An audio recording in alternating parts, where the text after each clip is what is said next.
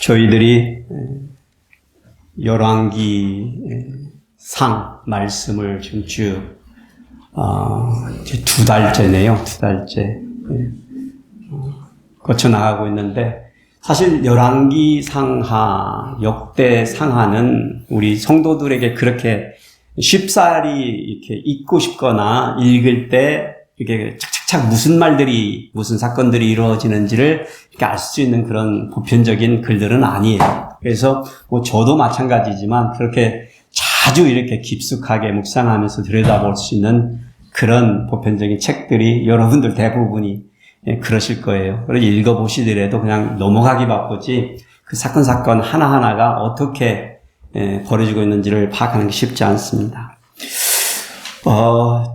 저는 오늘 이 설교 키워드, 오늘 설교 키워드를 개혁이라는 단어로 시작을 하려고 합니다.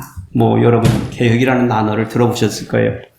기존의 그 제도, 관행, 정책, 법 등을 개선하거나 변형하여 더 나은 상태로 만드는 행위를 말한다라고 이렇게 보니까 이 사전적 정의가 되어 있습니다. 그러니까 개혁의 그 주된 목적은 부정적인 요소를 제거하고 그 한 나라나 아니면 한 공동체가 원래의 목적을 이루어갈 수 있는 그런 공동체가 되어 가도록 바꾸는 것이죠. 그래서 이런 것은 단순한 변화가 아니라 어떤 근본적인 개선을 목표로 하는 어떤 깊은 큰 변화를 요구하는 그런 과정입니다. 그래서 개혁이 어렵죠. 뭐 어려운 이유들을 뭐 이렇게 얘기를 해보자면 이해의 충돌입니다. 이해관계의 충돌. 개혁은 기존의 권력 구조나 아니면 이익을 가진 그룹들에게 도전하는 것이기 때문에 이러한 그룹들의 반대에 부딪힐 수가 있습니다. 이들은 자신들의 이익을 보호하기 위해서 개혁을 저항하거나 방해할 수 있습니다. 또 문화적 저항이 있습니다.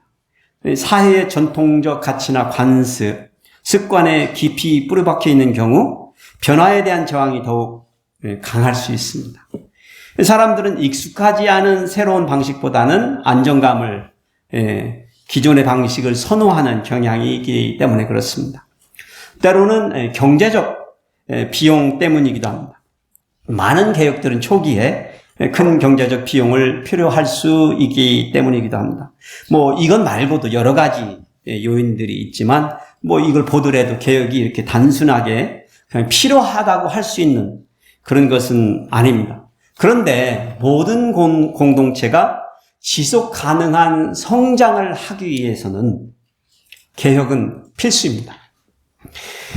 뭐 비즈니스에서도 마찬가지지만 우리 신앙 공동체 안에서도 우리가 지속적인 가능한 어떤 성장을 이루어내기 위해서는 변혁, 개혁은 필요하다라는 것입니다. 그래서 오늘 저는 오늘 본문의 말씀을 아사 미완성 개혁가라는 설교의 제목으로 여러분들과 함께 은혜의 말씀을 나눠보기를 원합니다.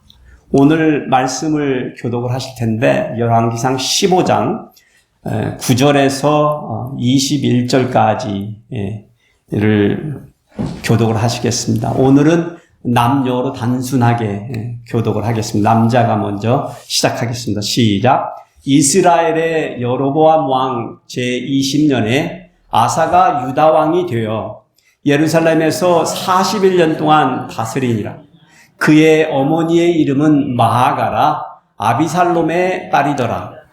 아사가 그의 조상 다윗같이 여호와 보시기에 정직하게 행하여 남색하는 자를 그 땅에서 쫓아내고 그의 조상들이 지은 모든 우상을 없애고 또 그의 어머니 마야가가 혐오스러운 아세라 상을 만들었으므로 태후의 위를 폐하고 그 우상을 찍어 기드론 시냇가에 불살랐으나 다만 산당은 없애지 아니하니라. 그러나 아사의 마음이 일평생 여호와 앞에 온전하였으며 그가 그의 아버지가 성별한 것과 자기가 성별한 것을 여호와의 성전에 받들어 드렸으니 곧 은과 금과 그릇들이더라. 아사와 이스라엘의 왕 바하사 사이에 일생 동안 전쟁이 있으니라. 이스라엘의 왕 바하사가 유다를 치러 올라가서 나마를 건축하여 사람을 유다 왕 아사와 왕래하지 못하게 하려 한지라 아사가 여호와의 성전 곳간과 왕궁 곳간에 남은 은금을 모두 가져다가 그 신하의 손에 넘겨 다메섹에 거주하고 있는 아람의 왕 헤시온의 손자 다블림몬의 아들 베나닷에게 보내며 이르되 나와 당신 사이에 약조가 있고 내 아버지와 당신의 아버지 사이에도 있었느니라. 내가 당신에게 은금 예물을 보냈으니 와서 이스라엘의 왕 바하사와 세운 약조를 깨뜨려서 그가 나를 떠나게 하라 하매 베나닷이 아사 왕의 말을 듣고 그의 군대 지휘관들을 보내 이스라엘 성읍들을 치되 이온과 단과 아벨 벳마 아가와 겟네라와 온 땅과 납달리 온 땅을 쳤더니 다 같이 읽으시겠습니다. 바하사가 듣고 나마를 건축하는 일을 중단하고 디르사에 거주하니라. 아멘. 주전 930년이 어떤 해신지 기억하고 계세요? 분열왕국의 시작입니다. 북왕국은 여로보암이 다스리기 시작해서 그가 22년간을 통치를 했고요. 남왕국 유다왕국은 솔로몬의 아들 르호보암이 17년을 다스렸기에 남북 왕국 중 세대 교체를 먼저 한 쪽은 어느 쪽이에요? 그러니까 남쪽이죠. 남쪽이 먼저 세대 교체를 했습니다. 그래서 르호보암의 뒤를 이어서 남유다의 2대 왕이 된 사람은 르호보암의 아들 아비암입니다. 그 아비암은 그 어머니가 마가의 아들로 2년을 다스렸다고 그래요. 딱 2년 짧게. 근데 그에 대한 총평이요. 이렇게 나와 있습니다. 그의 아버지 르호보암의 죄를 이어받아 하나님 앞에 온전하지 못했다. 이게 그 사람의 모든 총평입니다.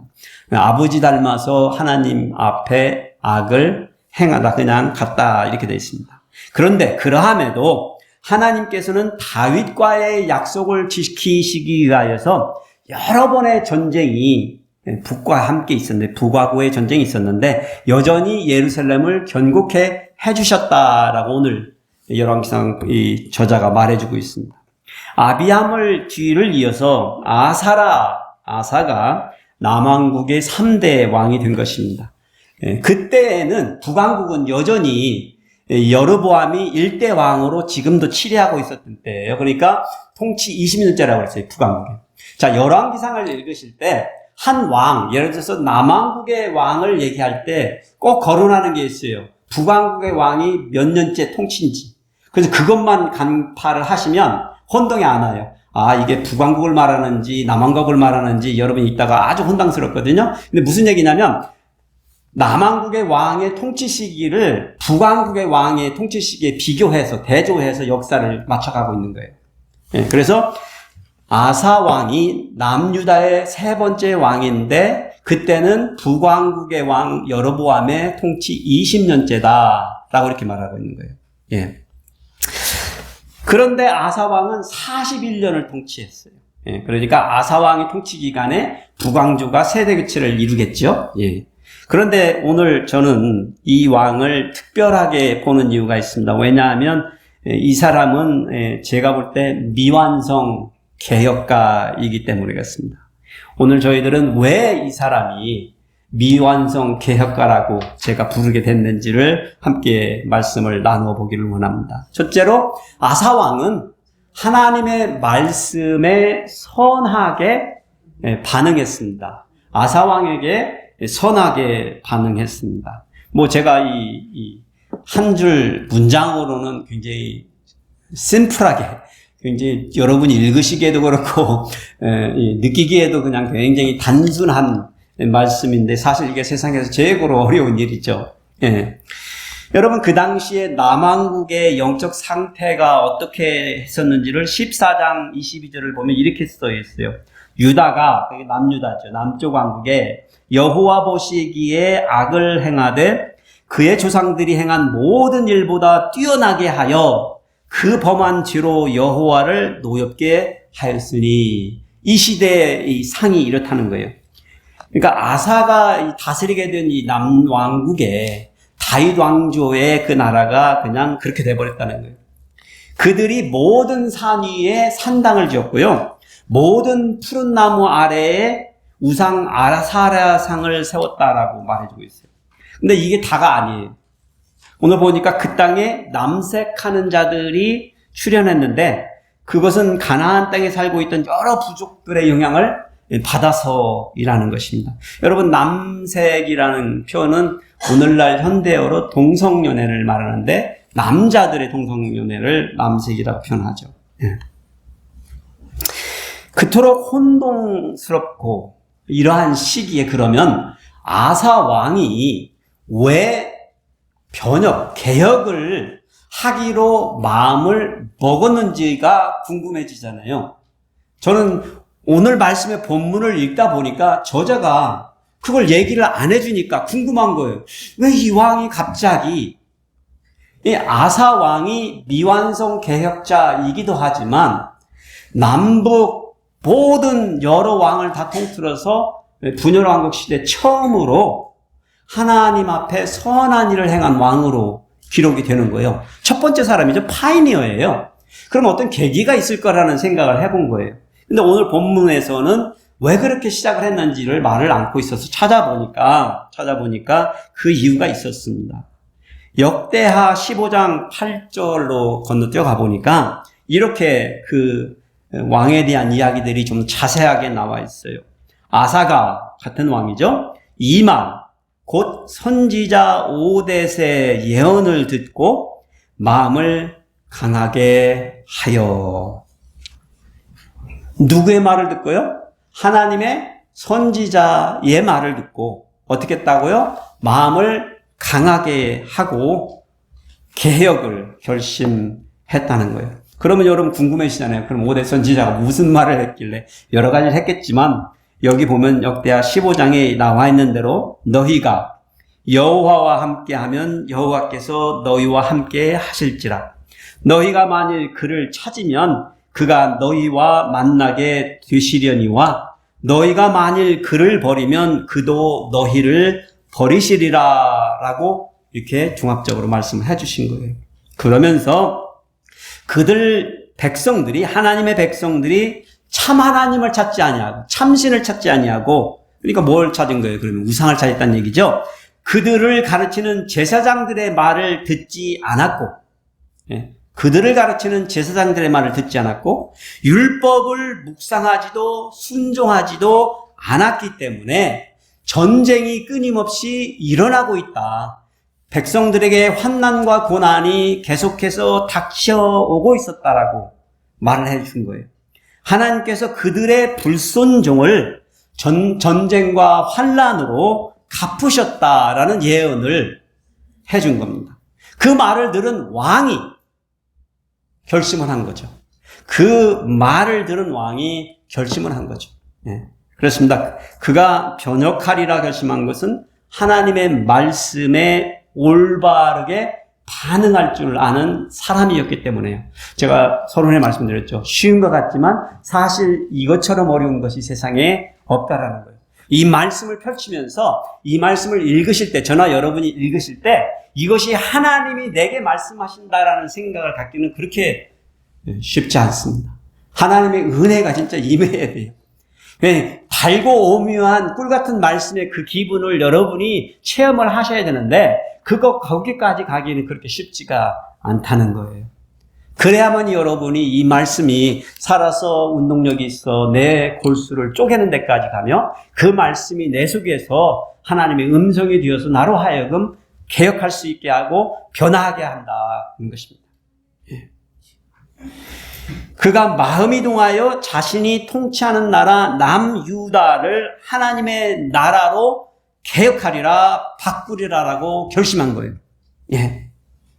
한 사람을 지도자로 세워주시는 이유, 한 사람을 한 나라의 왕으로 세워주는 이유가 그 나라를 그냥 유지하게 하기 위해서가 아니라는 것을 저나 여러분은 늘상 깨달아야 되는 거예요.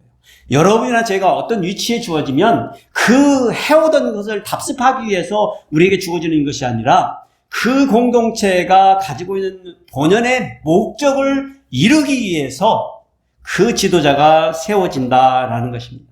유다왕으로 세워진 아사 왕에는 그러한 목적이 있었고 그런 소명이 있었음을 그가 깨달은 거예요. 하나님의 나라에서 하나님의 뜻이 이루어지지 않는 것을 보면서 그가 개혁하기로 마음먹은 것입니다. 그는 예언의 말씀에 마음을 감동받아서 시작한 거예요.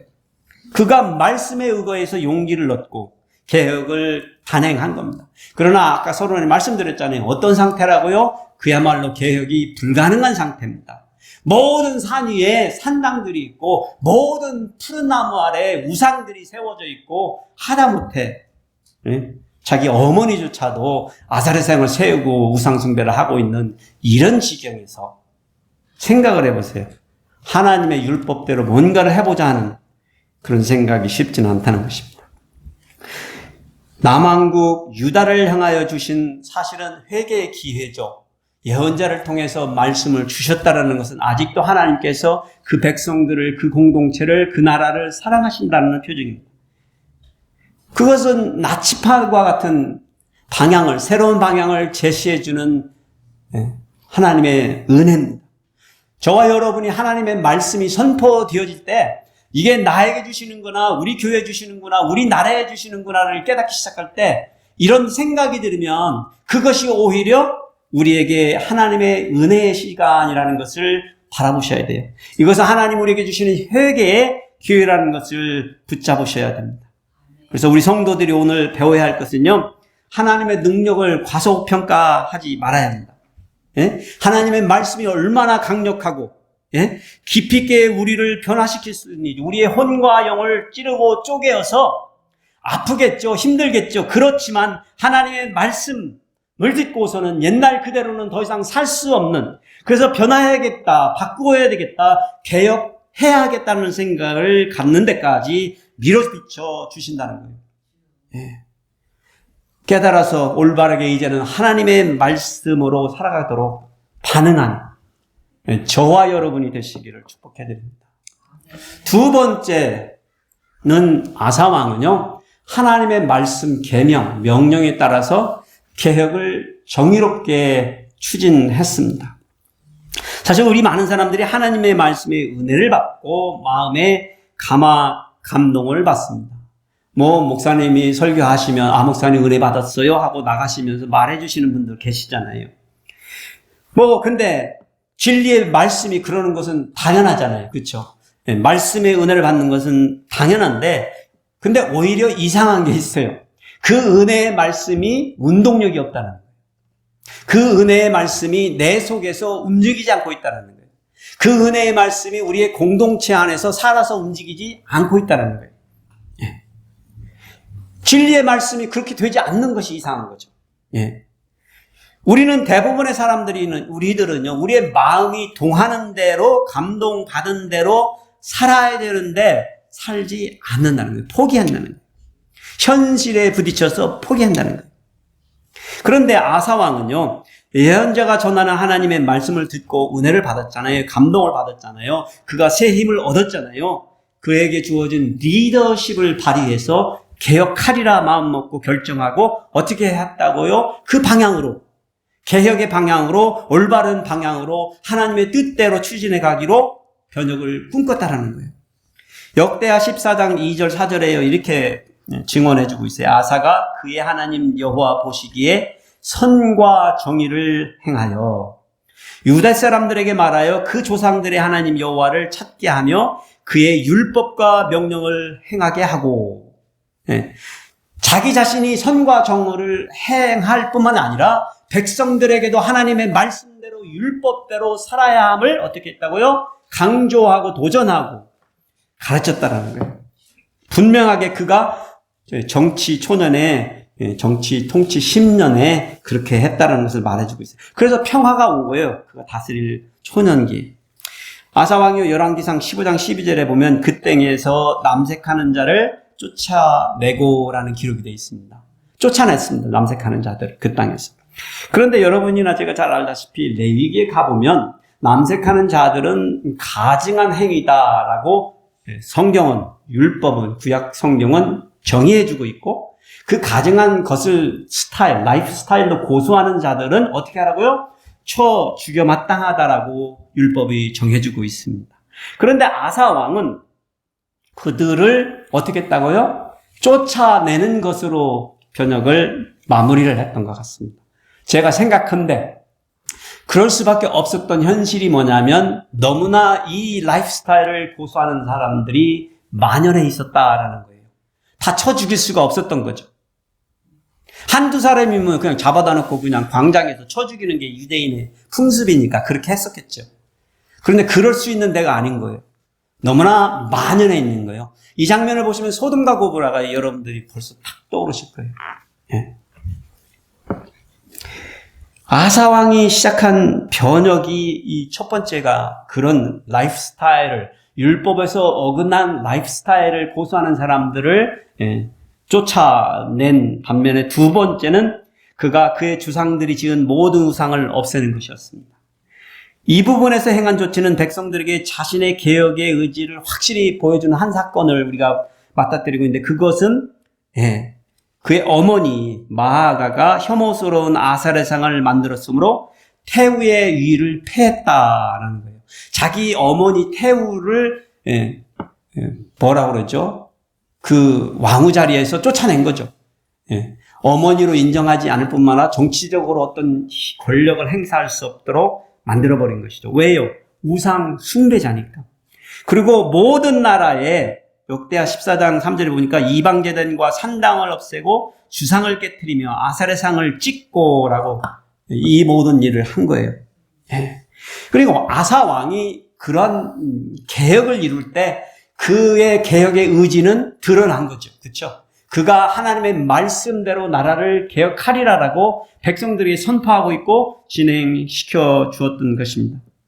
그런데 오늘날 우리가 이것을 되돌아볼 것이 이것이에요. 우리들이 신앙생활을 하면서 너무나 자주 우리 성도들이 내가 가지고 있는 위치, 내가 가지고 있는 영향력을 과소평가한다는 거예요. 뭐 아사 왕은 왕이니까 누구는 누구니까 라고 쉽사리 말은 하는데 나에게 주어진 위치는 무엇인지를 생각을 안 해보는 거예요. 나에게 주어진 리더십은 뭐지? 물론 그렇죠. 우리는 왕은 아니죠. 그렇죠? 한 나라의 대통령도 아니고 하다못해 한 주의 주지사도 아니고 하다못해 한 시의 시장도 아니겠지만 그러나 우리들에게 리더십이 있을까요? 영향력이 있을까요? 당연히 저나 여러분이나 생각하는 것보다 상상하는 것보다도 크고 위대한 리더십이 있습니다. 그래서 쉽사리 나는 개혁의 주체가 될 수 없다. 변혁의 주체가 될 수 없다. 포기하는 것이에요. 그러한 경각심을 갖지 않는 것이에요. 그런데 이게 오해예요. 우리는 어마무시한 리더십을 가지고 있어요. 한 가정의 부모가 된다는 거 쉬운 건지 아세요? 세상에서 제가 보기엔 가장 어려운 일 같은데.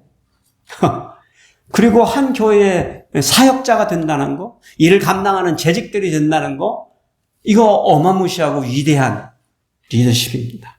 세상이 줄 수 없는 것들이잖아요. 어떤 의미에서는. 그렇잖아요. 누가 시켜서 하는 게 아니니까 이것보다 더 위대한 게 어디 있어요. 우리가 스스로 만들어가는 이 자리 아니에요. 그래서 성도는 하나님의 백성으로서 어디에 있든지 어떤 위치에 있든지 간에 하나님의 말씀의 주체가 되는 사람이기 때문에 그와 함께 개혁의 주체라는 것입니다. 여러분이 누가 뭘 바꾼다라고 컴플레인할 입장이 아니라 내가 뭔가를 바꿔야 한다는 사람의 주체라는 거예요. 누가 뭘 바꾸는 거에 대해서 이렇다 저렇다 말하는 것만이 문제가 아니라 여러분들 스스로와 저와 여러분들이 스스로와 이 나라와 이 도시와 이 캘리포니아와 이 교회와 모든 관여되어 있는 우리 가정, 우리가 운영하는 기업 속에서 나 말고는 감당하지 못할 리더십이 내 영역이에요. 그런데 그것은 너무나도 엄청난 영향력을 가지고 있다는 거예요. 아사 왕이라고 시비 뺐어요? 그렇잖아요. 안 쉬웠으니까 처음 한 거 아니에요. 그 많은 왕들 중에. 그리고 그 많은 왕들 중에 그렇게 많지도 않아요. 예. 왜요? 그가 스스로 하나님의 말씀에 감동을 받았어요. 저는 여러분들에게 말씀드리고 싶습니다. 하나님의 말씀이 여러분들을 움직이시면 절대 거절하지 마시기 바랍니다. 다른 사람들의 말은 안 들어도 돼요. 상관없어요. 예. 뭐 그러고 살잖아요. 어차피 부부간에 서로 말 안 듣고 친구 말도 서로 안 듣고 안 그러시나요? 서로 잘났다 몰랐다 그러고 싸우면서 살잖아. 그런데 왜? 그러면 듣지 마세요. 그런데 저는 정말로 말씀드리고 싶은 거예요. 하나님이 말씀으로 여러분을 움직이시면 불순종하지 마세요. 아멘. 여러분이 알아듣고도 안 움직이면 하나님이 개입하신다니까요. 네. 이게 무서운 일이에요. 이 나라에 하나님이 개입을 하셨다라고 말씀했잖아요. 여러분, 그래서 우리는 우리 스스로를 하나님의 뜻과 영광을 드러내는 도구라는 것을 깨달아야 돼요. 그래서 우리 행동은요, 나만 위한 게 아니고 우리 자신뿐만 아니라 우리 주위의 사회, 예? 하나님의 교회까지 지대한 영향을 미친다는 거예요. 예. 여러분이 하는 행동, 내가 하는 행동, 우리가 하는 행동 하나하나가 그저 그냥 우리 교회 하나의 행동이 아니고 이 지역에 영향을 미치는 행동들이라는 것을 이해하시고 받아들이시고 그렇게 나에게 주어진 이 사명이 왕에게만 주어지는 게 아니고 나에게도 주어졌구나 하는 것을 깨닫고 그렇게 그 책임을 다해가기를 노력하시는 저와 여러분이 되기를 축복해 드립니다. 세 번째로 아사 왕은 성전에 헌신은 하였으나 산당은 완전히 없애지 못했다라는 증언을 저희들이 맞닥뜨립니다. 여기 15절에 보니까 그의 아버지가 성별한 것과 자기가 성별한 것을 여호와의 성전에 받들어 드렸으니 곧 은과 금과 그릿들이더라라고 이렇게 증언이 되어 있는데 좀 어려운 부분이죠. 근데 이게 무슨 말이냐면 하나님의 성전에 성별하여 마땅히 드려야 했을 것들을 드렸다라는 표현이에요. 예. 그런데 이제 역대하의 기록을 보면 좀 더 자세하게 그 붙인 아비암이 전쟁을 나가서 승리해서 얻어온 전리품이 있어요. 그런데 전리품을 가지고 와서 하나님의 전에 드리지 않은 거예요. 드려야 될 마땅한 분량을. 아들이 그걸 기억한 거죠. 그리고 아들도 전쟁에서 싸워서 승리한 전리품, 획득한 전리품들을 하나님께 드려야 될 걸 알고 아버지 것도 드리고 자기가 드려야 할 것을 어떻게 했다고요? 마땅히 하나님의 전에 드렸다라는 표현이에요. 그러니까 성전에 대해서는 헌신이 있었던 왕인 거죠. 뭐 아버지는 삥땅을 쳐버렸는데 그랬다는 표현이죠. 그러니까 나름대로 아사 왕은 하나님이 요구하시는 대로 살기를 노력한 나름대로 통치해온 그런 왕인 것을 알 수 있습니다. 그런데 14절 후반부에 보면 이 표현이 굉장히 우리의 마음을 사로잡습니다. 아사의 마음이 일평생 여호와 앞에 온전하였으며. 근데 이게 굉장히 아이러니한 게요. 지금 분명히 아사의 마음이 일평생 하나님 앞에 온전했다라고 말을 하는데 그 뒤에 나오는 내용이 뭐냐면 산당은 완전히 없애지 못했다라는 표현이에요. 그러니까 산당은요. 사실 솔로몬 성전이 지어지기 전까지는 이스라엘의 백성들은 가나안의 문화에 영향을 받아서 각 산 위에 산당을 지어놓고 거기에 가서 하나님 앞에 예배를 드린답시고 드렸는데 그게 우상 숭배와 싱크리티즘에 빠지는 그런 현상을 빚은 거예요. 그래서 예루살렘의 성전을 만들었을 때부터 그런 것들이 폐지되기를 하나님 원하셨고 그 산에 올라가서 그렇게 하지를 원치 않으셨던 거예요. 왜냐하면 이방인들이 그걸 해왔기 때문에. 그런데 이스라엘 백성들이 이때까지도 산당을 만들어 놓고 그렇게 했다라는 거예요. 근데 이거를 없애지 못했다는 거예요. 전부 다. 그냥 없애려고 노력을 했어요. 없앴다라고 얘기가 나와요. 역대하에 보면. 초기에는. 그런데 완벽하게 척결하지 못한 것이죠. 그래서 그러한 실책, 그러한 정책의 실패가 16절에 보면은 이렇게 기록이 되어 있어요. 아사와 이스라엘의 왕 바아사 사이에 일생 동안 전쟁이 있었다. 전쟁이 끊이지 않았다는 거예요. 그러한 연유 때문에. 완벽하게 개혁을 이루지 못했기 때문에. 그러면서 한 이야기가 나오잖아요. 바하사가. 이게 북왕조의 세 번째 왕입니다. 예, 그러니까 지금 여기 때는 뭐냐면 아사 왕의 후반기 통치 시기로 들어간 거예요. 북쪽에서는 세대 교체가 이루어졌어요. 나답, 여로보암의 아들 나답이 2년 동안 통치하다가 구테타가 일어나서 바하사가 쳐 죽여버립니다. 그리고 바하사가 왕이 됐는데 아주 강력한 군인, 그런 장군 같은 사람이 왕이 돼서 쳐들어 내려온 거예요. 남쪽으로. 내려왔는데 여기 본문에 보시면 한국어로 보면은 라마를 건설했다 이런 표현이 있습니다. 근데 그게 무슨 얘기냐면 라마라는 지역에 요새를 건축했다는 표현이에요. 근데 이 라마가 어느 정도의 거리냐면 예루살렘에서 5마일밖에 안 되는 거예요. 상상을 해보세요. 예루살렘 수도하고 5마일도 안 되는 거리까지 북에서 어떻게 한 거예요? 남침을 해서 거기를 뭐라고 그러죠? 정복해서 거기에다가 북쪽 요새를 만들었다는 거예요. 북쪽 왕이. 이런 사태까지 벌어진 거예요. 그러니까 아사 왕이 다급해지니까 누구를 찾아가요? 아람 왕을 찾아갔다는 거예요. 아람 왕 베나닷. 길게 손자까지 해서 이름을 말하는데 그냥 베나닷입니다. 아람 왕 베나닷. 아람은 누구예요? 유다의 적국이에요. 그리고 나서 근데 찾아가기 전에 뭐 했다는 거예요? 예? 하나님의 성전에서 자기의 왕궁의 곳간을 털어서 은과 금을 가가지고 예물로 적국에 바치고, 그리고 나서 우리를 와서 도와달라고, 저쪽에다 SOS를 친 거예요. 제발 좀 우리 북이스라엘, 우리의 적을 쳐라. 그래서 우리 지역에서, 우리 땅에서 더 이상 있지 못하고 갈 수 있도록. 그래서 베나닷 아람 왕이 계약을 한 거죠. 은금을 받고 계약을 하고 북쪽에 있는 여러 지역을 침공을 한 거예요. 그러니까 바하사 왕이, 북쪽 왕이, 저기 여러 곳을 쳐들어오니까 어떻게 해요? 국력이 아무리 있어도 그걸 다 감당을 못하니까 라마에서 철수를 한 거예요. 철수를 해서 디르사라는 곳에 거주했다는 표현인데 디르사가 수도예요. 결국은 철수해서 아람 사람들이 쳐들어오는 것을 막으면서 그렇게 남쪽 유다에는 전쟁이 끝이 났다라는 표현을 하는 거예요. 그런데 여기에서 보면은 뇌물을 가져가는 장면에서 어디에서 꺼내갔다고요? 성전에서도 꺼내가고 자기의 왕궁에서도 꺼내갈 정도로 얼마만큼 다급한 실정이었는지를 알 수 있습니다. 예. 그래서 아사 왕이요, 처음에는 초기에는 하나님의 능력을 의지하는 믿음에서 그렇게 잘 통치를 했는데 지금 이게 통치 한 35년경일 거예요. 아사 왕이. 그때에는 어떻게 된 거예요? 세상의 힘과 자기 인간의 계력에 의존하는 전략을 구사하기 시작하는 거예요. 예. 그러니 하나님께서 기뻐하셨겠어요? 기뻐하지 아니하셨겠죠.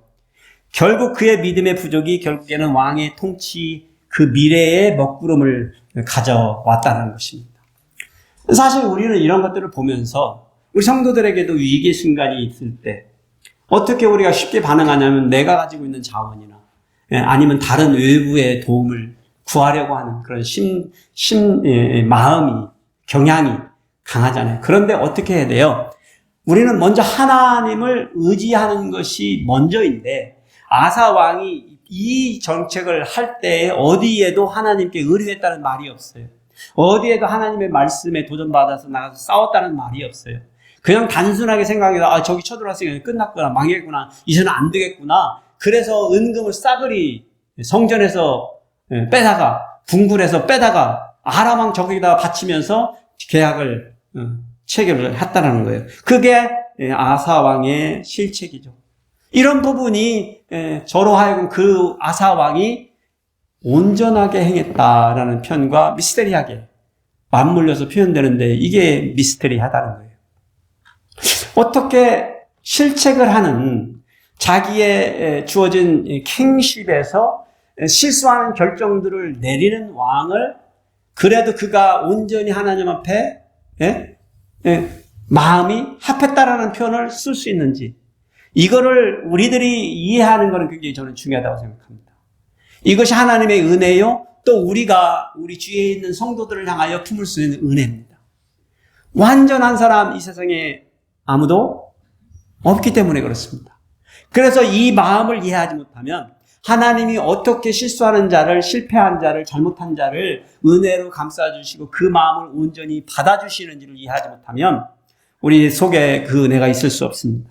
아사 왕은 비록 미완성 개혁자였지만 나름 노력하고 그 마음이 어떻게 됐다고요? 하나님 앞에 합했다고요. 저는 우리 소노마 한인 침례교회 모든 성도님들이 완벽한 성도가 되는 것을 원치 않습니다. 제가 원하는데도 그렇게 제 소원을 들어주실 분은 이 세상에 아무도 없다는 걸 제가 알기 때문에 그래요. 여러분 여러모로 어떤 모양으로든 저를 실망시킬 거고, 여러분의 옆자리에 앉아있는 분을 실망시킬 거고, 여러분의 가장 사랑하는 사람을 실망시킬 겁니다. 뭐 그래 왔으니까 늘상. 저도 그러고 있는데. 그런데 한 가지는 우리 하나님께서는, 신실하신 하나님께서는 우리가 우리의 마음속에서 그렇다 하더라도 우리가 끊임없이 하나님 앞에 향하여 나아가는, 시도하는, 노력하는 그런 사람이라면 하나님은 그 마음에 합한 자라고 말해주신다는 거예요. 다윗을 그리 불러주셨잖아요.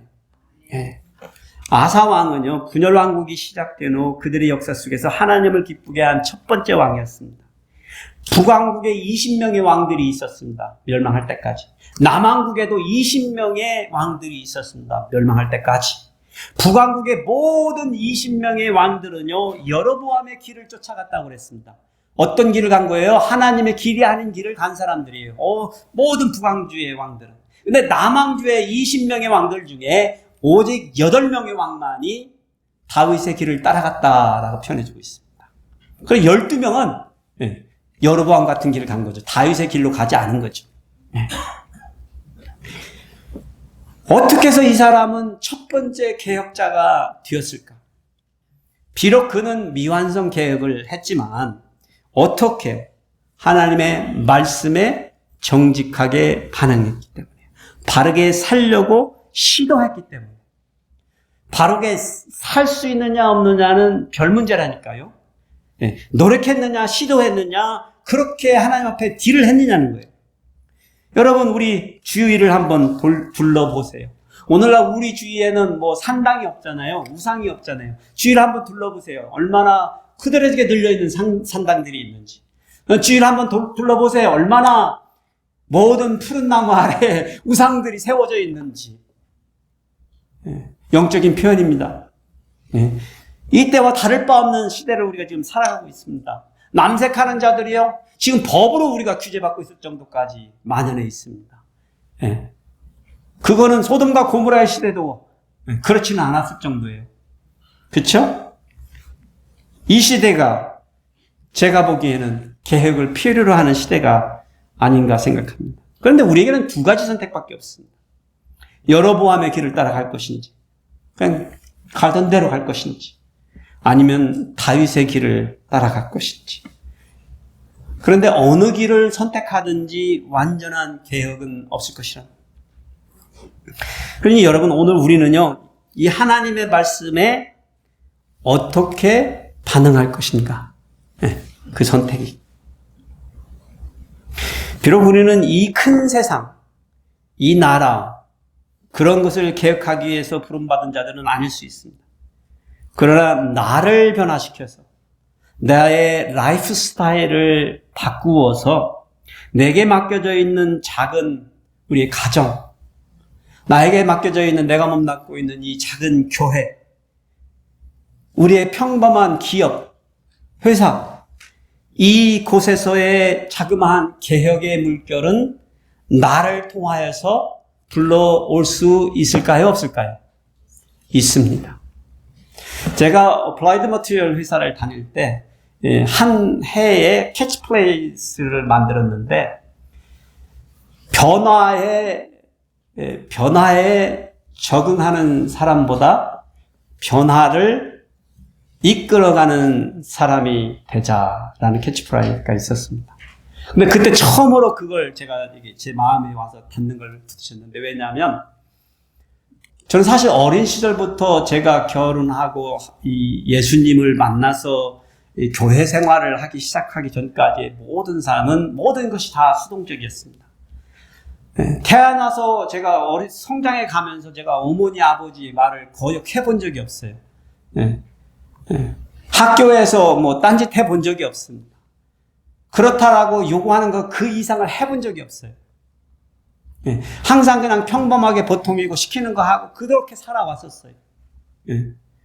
그런데 예수 그리스도의 복음을 만나고 나서 이 세상은 제대로 된 세상이 아니다라는 걸 깨달은 거예요. 내가 배우고 알고 있는 이 세상이 건강하거나 아니면 하나님이 기뻐하시는 것이 아니라는 걸 깨달은 거예요. 전에는 그냥 거기에 묻어서 가면 모든 것이 제대로 되리라 생각한 거거든요. 그렇다고 뭐 행복하지도 않았어요. 그냥 외롭고 늘상 힘들고 내가 원하는데 다 되지 않으니까. 그런데 어느 날 복음 안에서 뭘 깨달아요? 이 세상은 변화해야 될 나라라는 거죠. 그래서 그 회사 때 그 캐치플레이를 본 거예요. 나는 늘상 누군가가 주도하는 그 변화를 따라가기에 급급한 거예요. 그래서 늘상 따라가다 보면 그래 어느 정도 이제 적응했구나. 그러고 그냥 살아가는 거예요.